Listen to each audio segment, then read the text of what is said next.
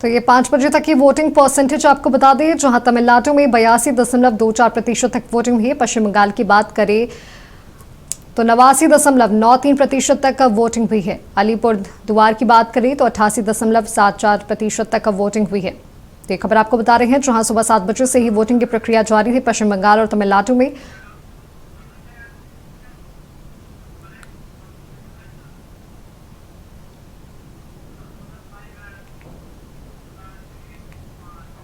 अब आपको सीधा लिए चलते हैं पश्चिम बंगाल, जहां हमारे सहयोगी सत्यव्रत किरण हमारे साथ मौजूद हैं। सत्यव्रत, सुबह 7 बजे से ही वोटिंग की प्रक्रिया जारी थी और अभी तक की टाइम में 89.93% तक का वोटिंग हुई है। क्या कुछ जानकारी?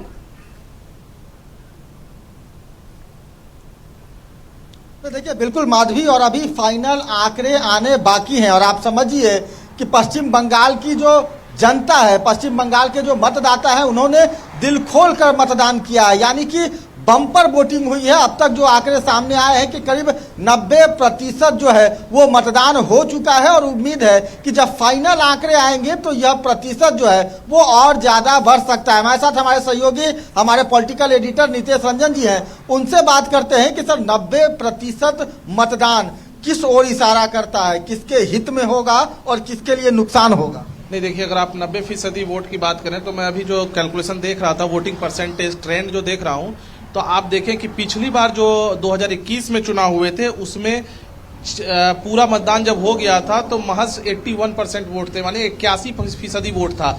इस बार 5 बजे तक आप 9% वोट बढ़ चुका है और जब 6 बजे तक का मतदान होगा तो मुझे लगता है कि ये 90% जो है 92, 93, 94% तक चला जाएगा। वहीं कुछ सीटों का भी जिक्र करें, आप देखें कि दार्जिलिंग में जो है, आप यहाँ पर मैं आपको बताऊं, दार्जिलिंग में 86.5% वोट हुए हैं। और आपको बताया कि पिछली बार यहाँ पर 69% वोट हुए, 69% वोट हुए थे, यानी कि वोट परसेंट वहां बढ़ा है। आप झारग्राम की बात कर लें, झारग्राम की तो वहां 91% वोट अभी है, पिछली बार वहां पर 84% वोट हुए थे। आप दार्जिलिंग और उसके बाद आप जो सबसे ज्यादा वोट अगर देखेंगे तो मैं बता रहा हूं कि दक्षिण दिनाजपुर जहां 94% वोट हुए हैं, वहां जो है पिछली बार वो भी 90% से कम वोट थे। तो आप ये समझ सकते हैं, ये सारे सीट्स जो है, मैं दार्जिलिंग की बात कर रहा हूं तो दार्जिलिंग में बीजेपी ने बहुत मेहनत किया है, झारग्राम में बीजेपी ने बहुत मेहनत किया है। तो बीजेपी, मुझे लगता है कहीं ना कहीं वोट फीसदी अगर ये बढ़ रहा है तो आप समझे कि ग्रामीण इलाके के जो लोग हैं, चूंकि मैक्सिमम झारग्राम का इलाका जो है ग्रामीण था, शहरी वोटर जो है बाहर निकल कर आए हैं इस बार लगातार। जो आप अगर देखेंगे कि तो मोदी जी हो या गृह मंत्री हो या यहाँ शुभेंदु अधिकारी हो, तमाम लोग यही बोल रहे थे कि ये जो है ऐसा प्रयास है कि इस बार यदि वोटर अगर घर से नहीं निकले तो इसके बाद कुछ नहीं हो सकता है। तो मुझे लगता है कि कहीं ना कहीं इसका एज जो है, अभी जो ट्रेंड दिख रहा है उसमें बीजेपी को मिलता हुआ दिख रहा है। यहाँ पर अगर इतने सीटों पर आप कैलकुलेशन करेंगे, एक एक सीट का मैं तो अभी 3-4 सीट देख पाया हूं अभी 5 बजे की रिपोर्ट के बाद, तो उसमें यह समझ में आ रहा है कि कहीं ना कहीं बीजेपी को एज मिल रहा है। जो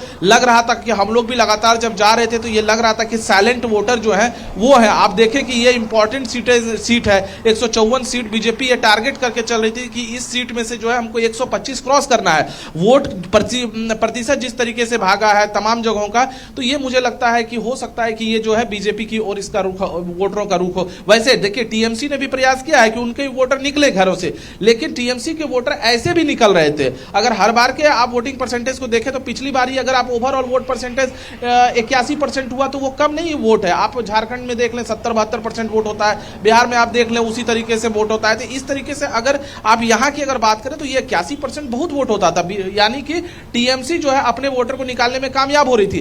बीजेपी के वोटर जो है घर से नहीं निकल रहे थे। अब जो है मुझे जो लग रहा है कि जिस तरह 77 का आंकड़ा था, इतना तो आप मान के चलिए कि ये आंकड़ा बीजेपी का निश्चित रूप से आगे की ओर बढ़ रहा है। और ये कहां तक जाता है, बहुमत के पार जाता है या नहीं जाता है, ये तो इस 154 के बाद जो दूसरा होगा 29 तारीख को जो होगा उस दिन पता चलेगा। लेकिन आज के ट्रेंड में बीजेपी को बढ़त दिख रही है। अच्छा, इस बम्पर वोटिंग के लिए आधी आबादी यानी महिलाओं को भी धन्यवाद देंगे? देखिए, महिलाओं की मैं बता रहा हूं, महिलाओं के अंदर एक चीज था, जिस भी महिला से बातचीत हुई उन्होंने हम लोगों को हमेशा यही कहा कि क्यों रहेंगे ऐसे शासन में जहां की ममता बनर्जी ये कहती हैं सीधे तौर पे कि 7 बजे के बाद जो है घर घर में क्या, घर क्यों नहीं जा रही हो, यहाँ रहना क्यों, मार्केट में रहना क्यों। तो इस तरीके की बातें तमाम महिलाओं के अंदर थी। मैंने इनपुट्स जो भी थे, चाहे वो रोजगार का मुद्दा हो या महिलाओं के सशक्तिकरण का मामला हो, महिलाओं की सुरक्षा का मामला हो, घुसपैठ का मामला हो, तमाम मुद्दे को जो है बीजेपी अपने वोटरों को मुझे लगता है कि कन्विंस करने में जो है कामयाब रही। और शायद महिलाएं भी, आपने देखा कि महिलाएं भी बढ़ चढ़ कर हिस्सा ले रही थी।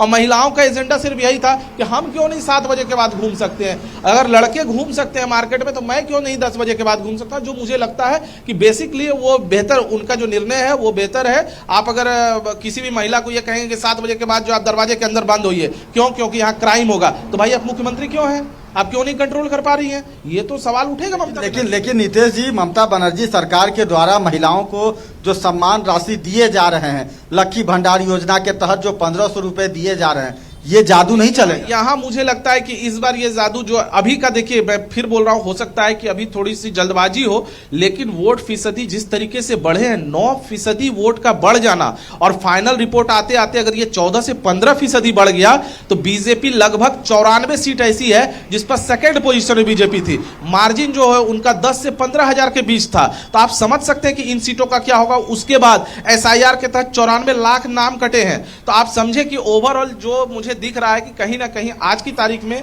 जहां मैं खड़ा हूं वहां बीजेपी को एज मिलता दिख रहा है। अब ये पार जाएंगे या इतना तो है कि क्लोज फाइट तो इन्होंने कर दिया है। बम्पर वोटिंग का एक कारण SIR में जो 90 लाख लोगों का नाम कटा, वो भी एकदम निश्चित रूप से। आप 94 लाख वोटर जो हैं वो कटे। अब वो किनके वोटर हैं, ऐसा नहीं है कि वो सिर्फ हम कहेंगे कि TMC के वोटर, हो सकता है बीजेपी के भी कुछ वोटर कट गए हो, लेकिन मैक्सिमम मुझे लगता है कि उधर से ही कटे होंगे। लेकिन अभी जो वर्तमान परिदृश्य है, इसमें जो अभी का कैलकुलेशन यही है कि धीरे धीरे चीजें, अगर इसको बीजेपी ये 5 दिन और कैलकुलेटिव वे से चले, क्योंकि अब जो सीट है उसमें TMC का दबदबा है। बीजेपी ने इस बार क्या किया, हम लोग लगातार बोल रहे थे कि दार्जिलिंग, जलपाईगुड़ी, इन इलाकों में बीजेपी ने बहुत मेहनत किया है, झाड़ग्राम जैसे इलाकों में बीजेपी ने बहुत मेहनत किया है। तो इन इलाकों के अगर आप देखें, बातचीत करें, तो ये इलाके में अगर बीजेपी कामयाब हो जा रही है, इतने परसेंटेज वोट आ रहे हैं, तो हमको लगता है कि परिणाम का इंतजार करना चाहिए। और परिणाम आएंगे तो हो सकता है कि बीजेपी के लिए खुशियों से भरा हो।